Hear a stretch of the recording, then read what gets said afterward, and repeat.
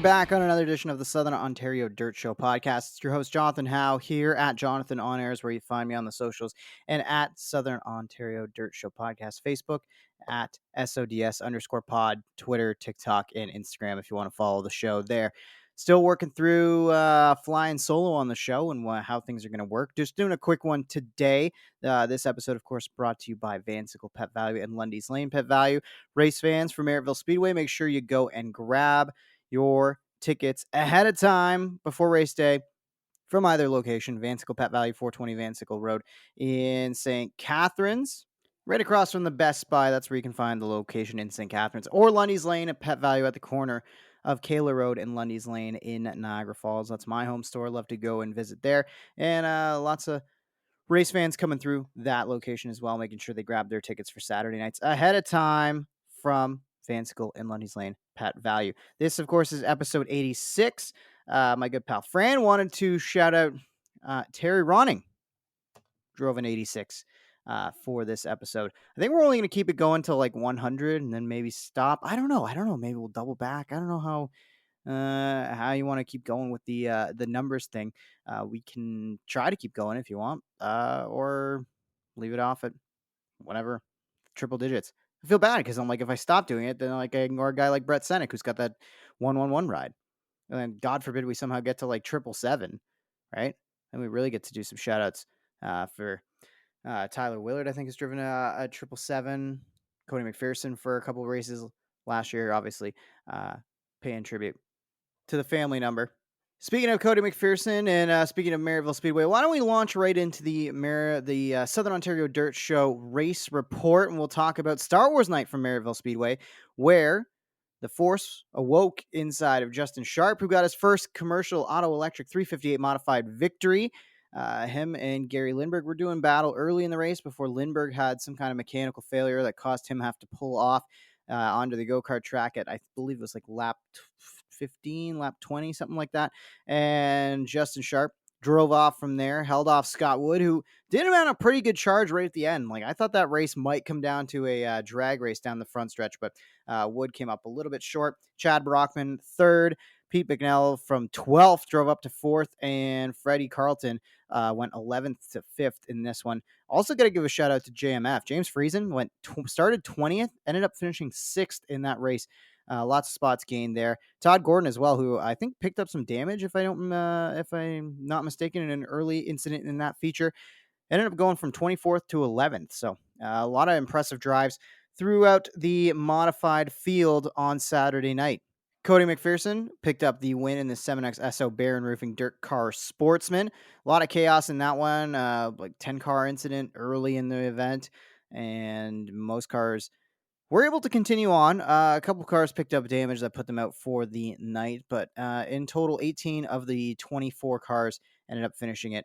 One car, Nathan Peaty, did not take the green flag, tried to come out, I think 2 laps into the race after that early incident, but you got to make it to the official green flag for the start of the race if you're going to come back and be a part of the race. So tough break for him to break before the green flag flew.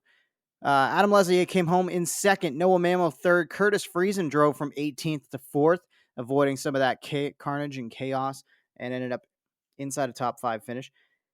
And Brett Senek, maybe drive of the night, picked up a lot of at least cosmetic damage to that 111 car racing out of Ransomville, New York, came over to race with us on Saturday night. Started 5th, got torn up in that wreck, came back, finished 5th. A pretty impressive drive for the 111 Sterling Lubricants ride. And what was maybe the race of the night, Mark Fawcett of Canfield won the Hoosier Stock event just by not the narrowest of margins, but in a last lap pass against Jason Fontaine. Fontaine got to the lead in the later half of the race, and then all of a sudden kind of started to see some blue smoke, maybe pouring out of the back of that 1J. Was looking strong up front regardless, and then on the last lap, Fawcett was able to slip on by, made the pass on the backstretch, headed into the final corner. Jason did not give up, sent it in around the outside, and started spraying for Skeeters. I thought it was more terminal, like an engine. Turned out, I believe it was just a drive shaft, if I remember the comment exchange correctly that I had with Jason and Ryan Fontaine on Facebook about that performance. Man, I thought Jason, even when it was blowing up, I think Jason still had a bit of a run And then all of a sudden, then he really, really started to blow up, and he just was not able to quite stay alongside Fawcett. But it was a good race regardless. Those two going back and forth made it for an entertaining Hoosier Stock feature. Speaking of going back and forth, Dave Bailey and Ryan Beagle were battling over the third spot. Bailey comes out on top after starting 13th, moved up to third. Fourth place, Ryan Beagle, and Jim Lampman, after winning the opening night at the Hoosier Stocks on the Spring Sizzler night, ended up gaining 5 spots to finish inside the top 5 with a 5th place finish. Josh Slider back to business, back to winning ways for the 17 car. An impressive drive in the Rona Deutsch Mod Lights for him, winning it over Ryan Anderson, Tyler Winger, RJ Pitts, and Joe Isabel. Something to note from the Rona Deutsch Mod Lights, because Slider did win that one pretty handily, I would say, over the field. Cole Hardy went for a wild ride, flipping in the last portion of that event, and had to go to the hospital to get checked out. He did get out of the car under his own power with a little bit of assistance from RaceMed, who did a great job getting the driver out safely.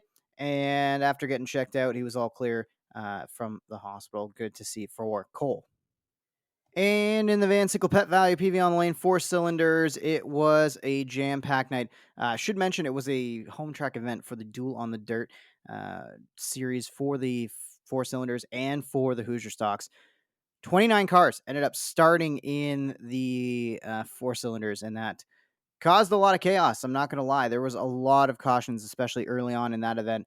The race, I think, had to go single file for restarts 3-4 laps into the event. It got wild. It got crazy. Tyler LaFontaine winning in the twin car to Alex Riley's 17. So the 17L on the night goes 13th. 2 first to score the win. That car we're going to see regularly on Friday nights with Alex Riley behind the wheel at Oshweeken. They decided to shake it down on a Saturday night at Merrittville, and good on Tyler for getting it done. Sean Cuse with a great drive, started 10th, ended up finishing second in the 7C. Ken Hare goes 8th to 3rd. Austin Worstrow started on the pole, still hung on for a top 5 finish, finishing 4th. And Randy Alway drove up from 12th to 5th to finish inside the top 5 in the mini stocks. 66 season opener got rained out at Ransomville Speedway last Friday. They're going to try it again tonight with the Sean Letts Memorial Sportsman event. Street stocks, minis, sportsman, novice, and 358s all scheduled to go tonight. They are asking for a non-perishable food bank donation at the front gate. So if you're thinking of going down to Ransomville Speedway tonight, looks like you get $1 off hand-cut French fries with the donation of that non-perishable food bank item. So save yourself a little bit of money. Of course, if you missed it, we talked Ransomville pretty heavy on the show last week with my pal Stephen Petty, who is the announcer there on Friday nights, and gave us a little season preview. You can go back and check that out wherever you get your podcasts on the Southern Ontario Dirt Show. Rainout also affected the first scheduled night of Test and Tune for Oshweeken Speedway. They're going to try it again, Test and Tune night tonight for all divisions ahead of the AIM Recycling Cadman Equipment 27th season opener scheduled for next Friday, May 17th. Should mention they're starting off with a bang, too, because they've got the Canadian Modifieds featuring Ken Schrader as part of their regular Friday lineup of 360s, crate sprints, thunderstocks, and mini stocks. Short Track Super Series were back in action for the Diamond State 50 from Delaware International Speedway. Had a rainout on the 7th, but on the 8th, Stuart Friesen got the win over Anthony Perego, Mike Mahaney, Alex Jankowski, and our own Matt Williamson of St. Catharines, Ontario ended up going 12th to 5th to finish inside the top 5 in his 3W ride for the Short Track Super Series. Short Track Super Series going to be back in action with the Battle of the Bullring tribute to Barry Davis from Accord Speedway happening Tuesday, May 14th. Of course, the big blocks of the Super Dirt Car Series are off to the end of May. We'll see them on Memorial Day long weekend.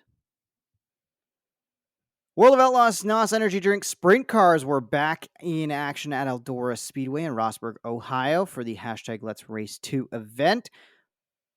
Sheldon Hodgeo gets your win, leading all 30 laps over Gio Selzy, Donnie Schatz, Logan Stewart, and Carson Macedo rounds out your top 5 on May the 3rd. And what do you know, following up on May 4th at Eldora, David Gravel I was critical early in the year. You can go back and hear me on the podcast. I was saying, "Oh, I'm surprised gravel hasn't racked up more wins." Yada yada yada. Well, he's on a bit of a tear as of late, winning 3 of the last 4 NOS Energy Drink Sprint Car World of Outlaws events. Gravel wins it over Schatz, who did lead 5 laps. It wasn't a complete dominant effort from Gravel, but he led 25 of 30. Carson Macedo third, Gio Scelzi fourth. Logan Schuart drove from 11th to 5th to finish up inside the top 5. I mentioned 3 out of 4. Where's that third win? It was David Gravel winning, leading all 35 laps down in Abbottstown, Pennsylvania at Lincoln Speedway last Wednesday, May the 8th. Gravel wins it over Scelzi, Macedo, Macri, and Donnie Schatz rounds out your top 5 there. With all that winning lately, Gravel is on top of the points standings ahead of Donnie Schatz, who sits 58 points back, both with 19 starts. Basically, most of the top of the field has made all 19 events back to 8th in points. Top 8 all have started 19 features thus far. Scelzi is 3rd, Macedo 4th, and Schuart rounds out your top 5 in points for the World of Outlaws. Since we talked last, the High Limit Sprint Car Series got 2 more events in, one down in Kansas City at Lakeside Speedway. Brad Sweet takes the win over Tyler Courtney. Kyle Larson goes 12th to 3rd to finish on the podium. Brent Marks 4th, and Austin McCarl rounds out your top 5 in the High Limits. On the Friday night, back at it on Saturday night at Lakeside Speedway for the Heartland of America Showdown Part 2. Brad Sweet getting it done again over Kyle Larson. His buddy James McFadden finishes 3rd, Corey Day 4th, and Justin Peck with one great drive from 12th to 5th to finish up inside the top 5. Brad Sweet holds a 8-point advantage on Tyler Courtney as of last Saturday's action. Brent Marks sits 3rd in 4 points, Corey Day 4th, and Rico Abreu is 5th in the championship points battle for the High Limit Racing Series. They're back in action tonight at 34 Raceway for the Kubota High Limit Racing at 34 Raceway event. And they will be in Tri-City Speedway tomorrow. The folks from Van Sickle Pet Value and PV on the Lane aren't just fans of your favorite four-legged friends, they are race fans too. That's why Jeff and Rhonda Riley, as well as their staff, have teamed up with Merrittville Speedway to make your race day experience more convenient. Race fans can now pick up tickets for race nights while grabbing the highest quality food, treats, toys, and accessories for their pets from the St. Catharines and Niagara Falls locations. Beat the box office and the crowds. Their support of local racing doesn't just stop with you, the race fan. Catch the Van Sickle Pet Value PV on the Lane 4 cylinders racing at Merrittville Speedway throughout the 2024 season. Check out Van Sickle Pet Value across from Best Buy and Walmart on 4th Avenue in St. Catharines, and PV on the Lane at the corner of Kayla Road and Lundy's Lane, Highway 20. That wraps up the racing report. I think we can stick with the High Limits, though, because they made some news about a race kind of local to us and a track that's been kind of in the headlines for the wrong reason in the dirt world. It was announced earlier this week that Fonda Speedway's May 18th date with the Kubota High Limit Racing Series has been canceled due to safety concerns, coupled with a wet forecast that's going to be leaving the track unable to properly make adjustments in time. That's led the track officials and the series to cancel the event for this year. Fans who purchase tickets for Fonda have an option of either moving their ticket to Utica Rome, which is happening the night before, May 17th, or you can get a refund with the original form of payment. So what's the deal with Fonda? What are these safety concerns? What's happening? Well, they made a little post about 21 hours ago from when I'm recording this on their Facebook. It says, after an investment of more than $50,000 in a new surface and an extraordinarily wet spring, Fonda Speedway management has made their decision not to hold its scheduled event on Saturday, May 11th. Jeremy Corcoran has come on board to work with our track crew to get the speedway in the condition that it will satisfy our fans and competitors. The process will take time and, more importantly, dry weather to complete. Things to know: no racing this Saturday from Fonda, and the High Limits canceled. Now, here's the thing. I know nothing about prepping a track. I've never had to. You know what my amount of track prep knowledge and track knowledge is? It's me walking from the pits at Merrittville Speedway over to the grandstands where I go and get up in the tower and call a race, walking past the track and going like, looks tacky tonight. Now, here's the thing. I've never really had to think that hard because we're pretty spoiled where we are. Merrittville Speedway, known to be one of the best surfaces when it comes to dirt racing in Southern Ontario and the Northeast in general. We're pretty spoiled to not have to deal with this issue. By all accounts, in my investigating from social media report posts, which you got to take those with a grain of salt as best as you can. But from my understanding, there is just rocks coming up. This new surface that they thought they had was going to have great clay and all this. It's been filled with rocks. Rocks are getting chucked into the stands. It's causing a lot of safety concerns. And then people are rightfully pretty fired up about it. And it makes sense. But don't you want to see them get it right? I would rather see them get it right and just, be able to stay open later on this year. It's a bummer to lose the high limit race, is one that's close enough for most of us here in Southern Ontario to go and check out. But safety comes first, and a proper track surface is definitely needed from Fonda. And I at least appreciate them trying to put the work back in to save what's left of this season, because it has not been ideal by all accounts. If you have any thoughts on Fonda, you have any inside information you want to share with me, you want to let me know anything about this racetrack, please let me know.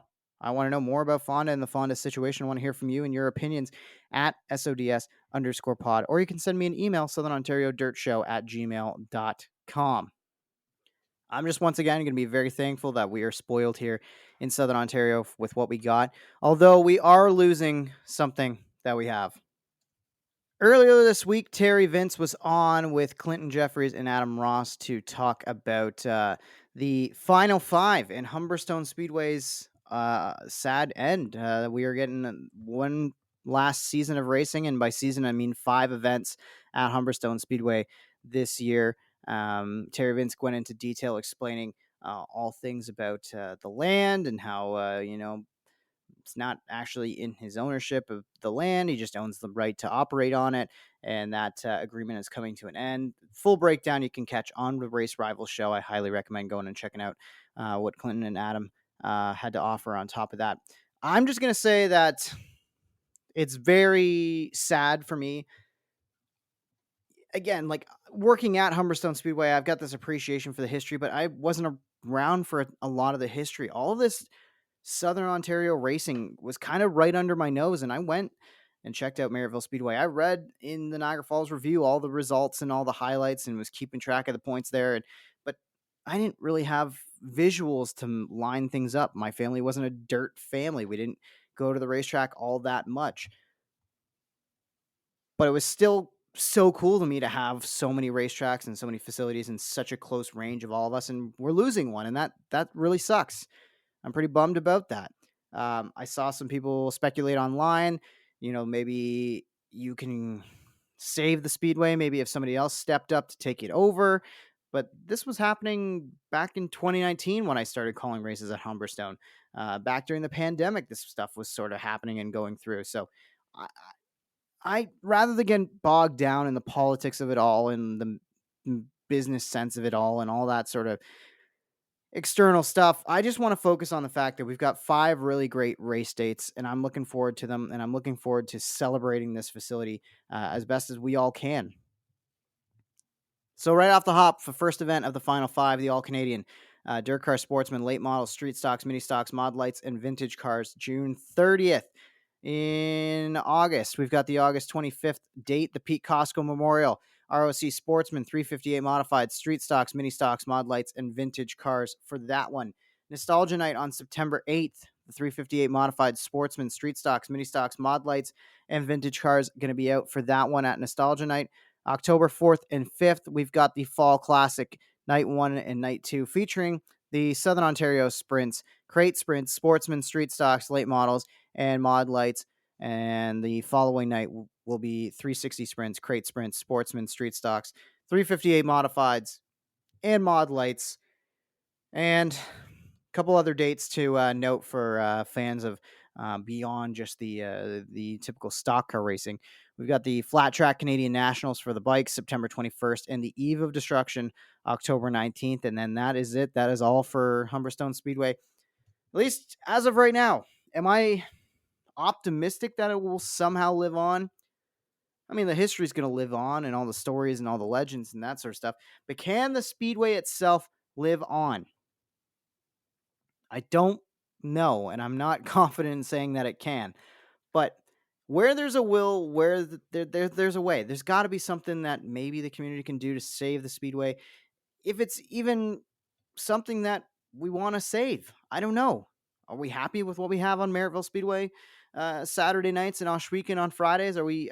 Is that enough? Are there other places race fans want to go on Sunday nights? Do we need a night off from racing? Is it too hard to have 3 different nights of racing for series like street stocks and for like mini stocks? I don't know. It's not really my place to weigh in. But I'm sad to be losing a place that I call home on Sunday nights. I'm sad to be losing a race facility that means so much to so many people. And just because I don't have the same history and the same investment in terms of time, doesn't mean that I can't appreciate what people are going to be losing with the loss of Humberstone Speedway. I mean, I was talking about it with Fran already a little bit, and he mentioned, he's going to be in tears when it's all over. And I think there's a lot of people who are going to feel that way. I'm sure a lot of people that were associated with Pete Costco and the Costco family are going to be really bummed when we get to the end of this final 5. But I'm just trying to embrace what we've got left, enjoy it while we can, and we'll see what kind of racing we get from Humberstone this year. I'm optimistic that we're going to get 5 really, really good shows that hopefully are very well attended to in honor of this great facility. And let's give Humberstone the proper send-off that it deserves.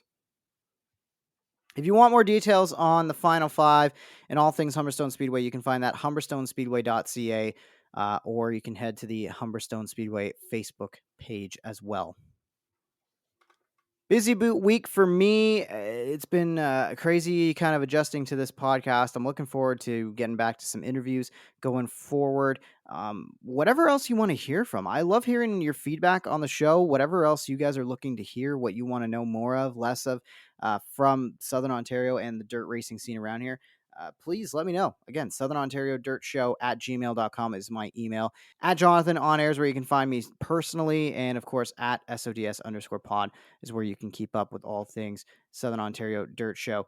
Looking forward to maybe previewing the season from Oshweekend next week on the show as they get ready to roll off their sprint car season and their regular season in general. Big night on Saturday night for me. It's Hits FM night at the racetrack at Merrittville Speedway. So, of course, I'm going to be there announcing. I'm also going to be there visiting with some contest winners and everything else going Hits Nation-wise. Looking forward to that. Of course, gates open at 5:30, hot laps at 6:30, racing starts at 7 p.m. sharp. 5 classes in action. Can't wait for that. Bobcat Hamilton Weekly Racing back at Merrittville Speedway. Don't forget to grab your tickets ahead of time from Van Sickle Pet Value or Lundy's Lane Pet Value. My name is Jonathon Howe, and we'll see you on the next edition of the Southern Ontario Dirt Show. And the checkered is out on another episode of the Southern Ontario Dirt Show. Like what you hear, rate, review, and subscribe wherever you get your podcasts. Connect with us on Facebook at Southern Ontario Dirt Show, or find us on Instagram, Twitter, and TikTok at SODS_pod. Have a question for the show? Email us, southernontariodirtshow@gmail.com. Thanks for supporting local racing in Southern Ontario, and we'll see you at the track.